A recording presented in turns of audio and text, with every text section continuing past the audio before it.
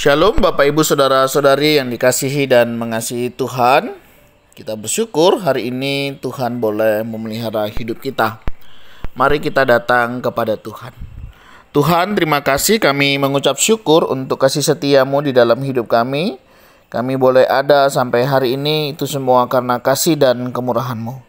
Sebentar kami akan membaca dan merenungkan firman-Mu. Berfirmanlah dan biarlah kami mengerti apa yang menjadi kehendak-Mu, sehingga kami boleh tahu apa yang harus kami lakukan. Dan kami mohon pimpinan-Mu. Kami berdoa di dalam nama Tuhan Yesus Kristus. Haleluya. Amin.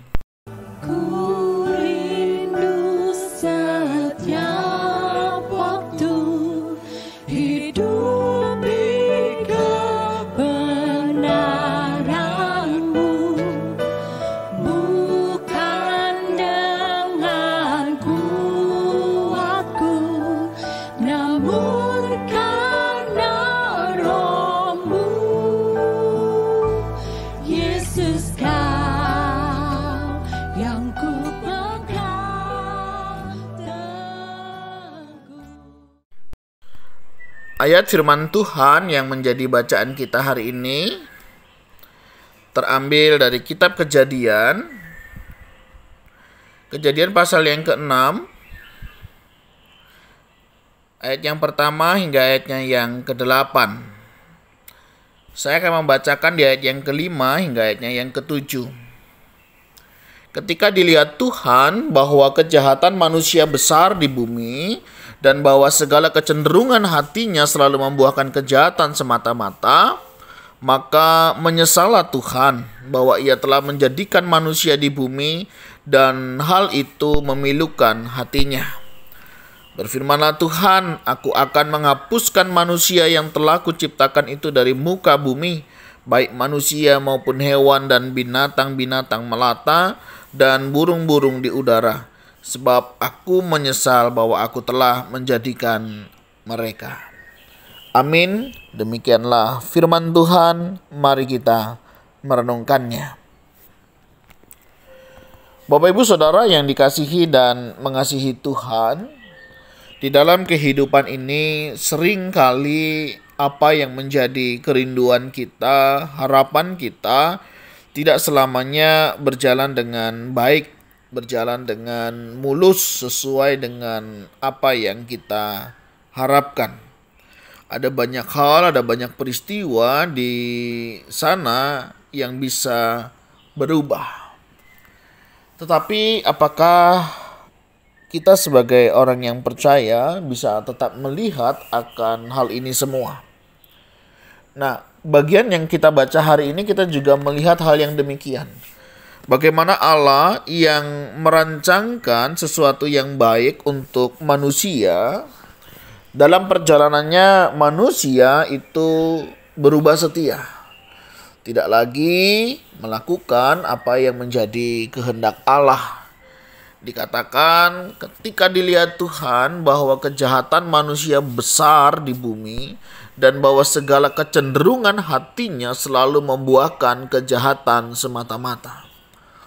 Waktu Allah menciptakan manusia, Dia berharap bahwa manusia ini akan menjadi objek kasih Allah. Bagaimana Allah mau menyatakan kasih-Nya sehingga manusia bisa merasakan kasih Allah dan hidup sesuai dengan rancangan Allah. Tetapi di dalam perjalanannya manusia yang lemah ini, yang terbatas ini jatuh di dalam dosa. Dan kemudian memiliki kecenderungan hati, yaitu membuahkan kejahatan semata-mata. Sehingga saudara, di ayat yang ke-6 dikatakan, maka menyesallah Tuhan bahwa Ia telah menjadikan manusia di bumi. Benarkah Allah menyesal menjadikan manusia? Apakah Allah tidak tahu sebelumnya kalau manusia bakal jatuh? Bahwa manusia bisa melakukan ini semua. Saya percaya Allah kita yang Maha Kuasa, yang Maha Tahu, mengetahuinya. Sehingga hal ini pun kita bisa memahami bukan berarti rencana Allah gagal, karya Allah bisa berubah. Tapi dari sini kita bisa melihat bahwa inilah yang terjadi di dalam kehidupan umat manusia ketika manusia tidak lagi hidup di dalam Allah. Saya menyadari hal ini ketika saya berjalan dengan anak saya yang masih kecil begitu. Pada saat tangannya saya pegang, dia memegang tangan saya, semua bisa berjalan dengan baik. Karena saya bisa memastikan bahwa jalan yang dia lalui, segala halangan rintangan yang ada, saya bisa memberitahu, saya bisa mengajak dia bicara, hati-hati ada lubang, hati-hati ini turunan, hati-hati sekitarmu. Dan pada saat itu semuanya bisa baik-baik saja dalam tanda petik secara manusia. Tetapi ketika dia berusaha melepaskan tangannya, ketika dia berusaha untuk berjalan sendiri, mungkin dia mau berlari karena dilihatnya tempat yang begitu luas, tanpa dia sadari di sana ada lubang, di sana ada turunan, di sana ada hal-hal yang dia tidak ketahui. Akhirnya apa yang terjadi? Jatuhlah dia. Apakah saya tidak tahu bahwa anak saya nanti akan jatuh? Saya tahu. Oleh sebab itu saya memegangnya. Tetapi ketika dia memilih untuk dia sendiri melepaskan tangannya, berarti dia akan menghadapi hal-hal yang demikian. Dan itulah yang terjadi di dalam kehidupan manusia yang seringkali merasa dirinya bisa, dirinya mampu, jauh dari Allah, akhirnya mengalami hal-hal yang demikian. Apakah Allah tidak tahu? Allah tahu. Kalau Allah tahu, kenapa Allah menyesal? Menyesal dalam pengertian Allah merasa, aduh sayang sekali deh kalau kamu harus begitu. Menyesal dalam pengertian kenapa harus begitu, sehingga dikatakan memilukan hatinya. Allah mau manusia tetap melekat kepadanya, tetapi manusia memilih jalannya sendiri. Tentu ada konsekuensi, ada harga yang harus dibayar. Seperti yang saya ceritakan tadi, anak saya yang tidak bisa melihat apa yang ada di sekitarnya. Tanpa dia sadari, waktu dia berjalan begitu, di bagian pipinya kemarin itu sempat tergores ya dengan aluminium ya yang dia tidak perhatikan. Tiba-tiba dia menangis, dia menjerit, "Pa, sakit," katanya. Saya lihat ya memang tergores itu ya di bagian bawah matanya. Ya untung tidak kena mata Bapak Ibu. Hanya kena di pipinya begitu ya. Tapi cukup panjang, hampir 2-3 cm. Dan dia merasakan sakitnya itu. Dan itulah yang kurang lebih yang terjadi pada manusia. Ketika dia berusaha untuk melepaskan dirinya dari Allah. Ketika dia melepaskan dirinya dari hubungan dengan Allah. Itulah yang terjadi. Hal demikian pun bisa terjadi juga di dalam kehidupan kita.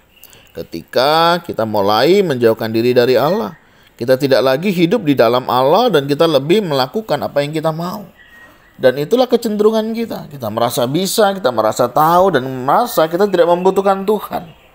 Padahal ketika kita jauh dari Tuhan, ibarat domba menjauhkan diri dari gembala, serigala, binatang buas sudah siap-siap menunggu dan menjemputnya.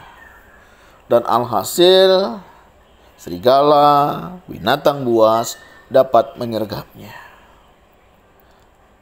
Oleh sebab itu hal ini tentunya mengingatkan kita untuk kita tidak lagi menjauhkan diri dari persekutuan, dari relasi kita dengan Allah secara pribadi. Mari tetaplah dekat kepada Tuhan. Jangan sampai kita melakukan hal yang sama. Allah mengasihi kita. Allah mau menjaga saya dan saudara. Mari saudara, kita kembali kepada Allah. Jangan terus kita hidup di dalam dosa dan menjauhkan diri dari Allah. Hidup berkomunitas, hidup di dalam Allah akan menguatkan, meneguhkan kita. Ketika kita mengalami pergumulan, kita tidak merasa sendiri karena kita tahu ada saudara-saudara seiman yang akan mendukung kita. Kita percaya Allah senantiasa menjaga, memelihara hidup kita. Tetapi ketika kita semakin menjauh atau melepaskan diri dari komunitas kita, dunia siap menarik kita. Apakah kita mau yang demikian? Mari belajar dari kejatuhan manusia ini yang membuat Allah menyesal, membuat Allah menarik nafasnya dan merasa kenapa manusia begini. Ini tidak lagi terjadi di dalam kehidupan kita. Tapi mari kita menyadari akan tujuan Allah menciptakan kita untuk kita boleh memiliki relasi dengannya dan hidup di dalamnya. Dan kita rindu hidup kita kembali memuliakan Dia. Kalau hari-hari ini seringkali kita mengecewakan Tuhan, jauh dari Tuhan dan melakukan apa yang tidak berkenan di hadapan Tuhan, mari saudara kita kembali kepada Tuhan. Kembali di rel yang Tuhan siapkan, kembali di jalan yang sudah Tuhan buatkan. Sehingga hidup kita boleh hidup seturut dengan kehendak-Nya. Kalau hari ini saudara merasa jauh dari Tuhan, mari segera kembali kepadanya. Allah dengan sabar menanti setiap kita. Tuhan, terima kasih. Kami sadar, kami rapuh, kami lemah, dan kami sangat mudah sekali jatuh di dalam dosa. Oleh sebab itu Tuhan, tolonglah kami sehingga kami boleh menyadari akan keberadaan kami, bahwa sesungguhnya kami tidak bisa hidup tanpa Engkau. Dan kami rindu Tuhan, Kau boleh menolong kami, mengingat-ingatkan kami, dan kiranya Tuhan terus membawa kami semakin dekat kepadamu. Berikanlah kami kegelisahan, ketidaknyamanan ketika kami menjauhkan diri daripadamu. Berikanlah itu sebagai tanda, sebagai alarm untuk kami boleh menyadari, untuk kami boleh kembali lagi di jalanmu, di dalam kehendak-Mu ya Tuhan. Berkati jika ada di antara kami yang hari ini sudah mulai jauh darimu, kami mulai meninggalkan Engkau, tarik kami kembali ya Tuhan. Sehingga kami boleh tetap hidup sesuai dengan kehendak dan rencana-Mu. Tolong kami menghidupi apa yang kami imani dan kami percayai, sehingga daripadanya kami boleh terus bertumbuh dalam kasih dan anugerah-Mu. Kami berdoa ya Tuhan, di dalam nama Tuhan Yesus Kristus. Haleluya. Amin. Bapak Ibu, demikianlah renungan kita hari ini. Kiranya boleh menolong dan memampukan kita untuk kita boleh hidup sesuai dengan kehendak Allah. Tuhan Yesus memberkati kita sekalian. Shalom.